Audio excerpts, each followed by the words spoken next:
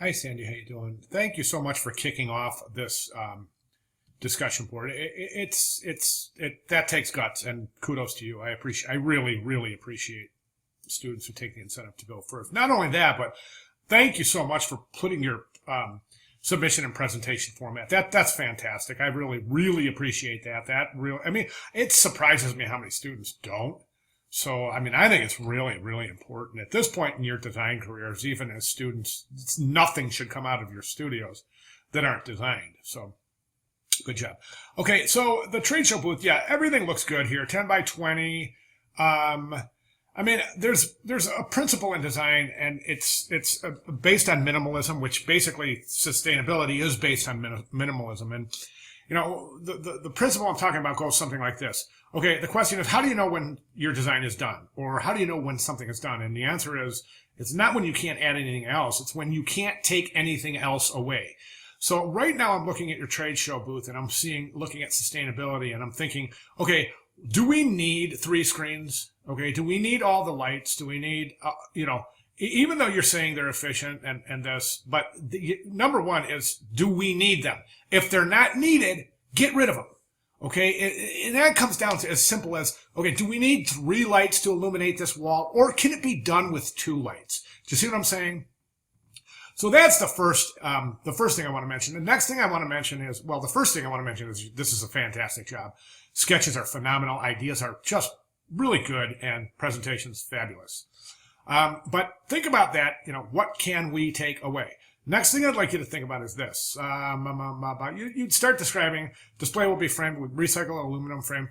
All right, bamboo counters. Now, last week I was talking, and this is my main point from last week, is we can no longer say recycled aluminum. We have to point to where it came from.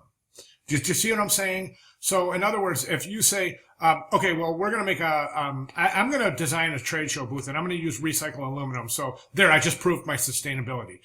You need to really show research to show, where are you going to get your recycled aluminum, and where is the carbon footprint for that recycled aluminum? In other words, is the carbon footprint for recycled aluminum going to be greater than maybe using a plywood frame? Do you see what I'm saying? And these are things you really have to consider. The material, I'm going to tell you right now, the most important and the most successful presentations are the one that describe materials in depth. Again, I want to repeat that because it's so important. The most effective presentations are the ones that describe in depth not only the constitution of the materials, but also the origin of the materials.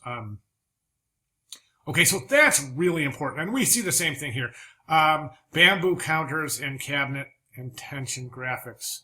100% recycled plastic print media. See, I don't even know what that means. 100% recycled plastic print media. I don't know what that means. So again, pointing to research, pointing to materials, and pointing to a really thorough description of your materials. Bamboo counters. Why bamboo? Where are you going to get the bamboo, and why is bamboo the most sustainable choice for the counters? Do you see what I'm saying? And that's my main thing right here is, I'd also like you to describe flooring will be soft rubber flooring in the color of either green or navy blue. So why soft rubber?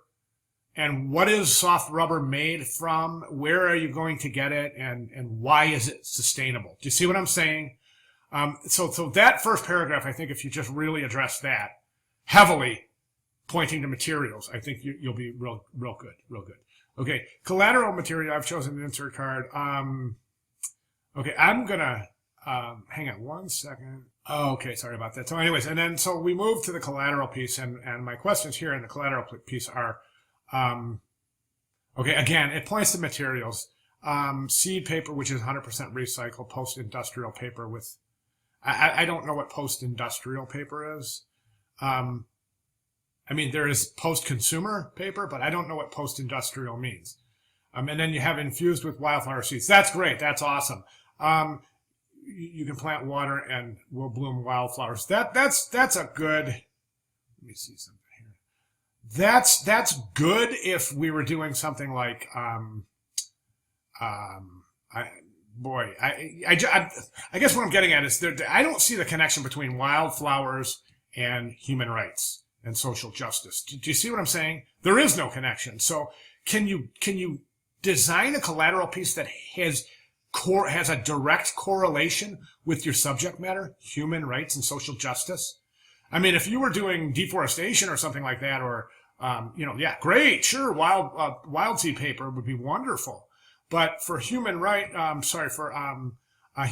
social justice, I just don't see the relationship between wildflower paper and the cause. So that's really, really confusing me right there. Yeah, so I would rethink that. I really would. I would try to tie that in with human rights and social justice. And then you have your giveaway. The giveaway is 100% silicone wristband. The bands will be red, blue, and white, green, black, print on the bands. Okay, so I'm thinking about this. The trendy is, and most young and old people get put. This is something that there's I don't know if you've ever heard of the term. It's called slacktivism. It's activism, only slack. And to me, this is an example of slacktivism. Boy, I just started listening to myself.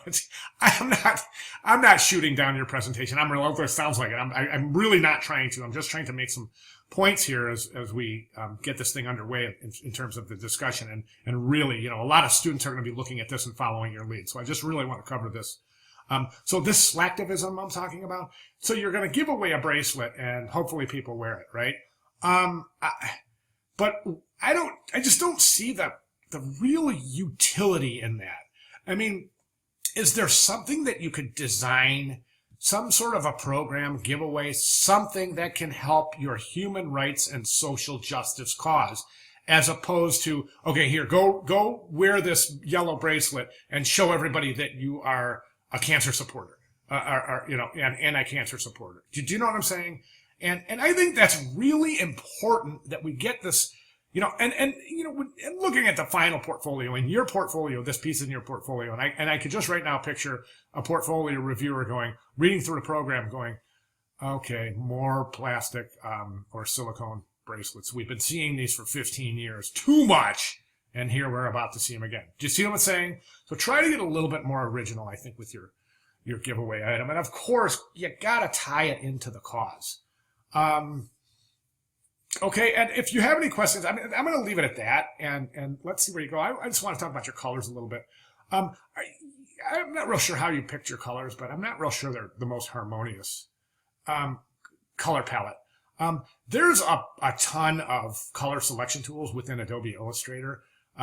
Really, really wonderful harmonious color palettes and patterns that you can use, and as opposed to just picking colors. And no offense, but right now it just kind of looks like you picked some default RGB blues, greens, and reds. So I would put a little more thought behind that, your color choices. And I'm looking forward to seeing how your font selections work out. So, okay, don't mean to sound discouraging, but I do have a couple of things that I want you to address, okay?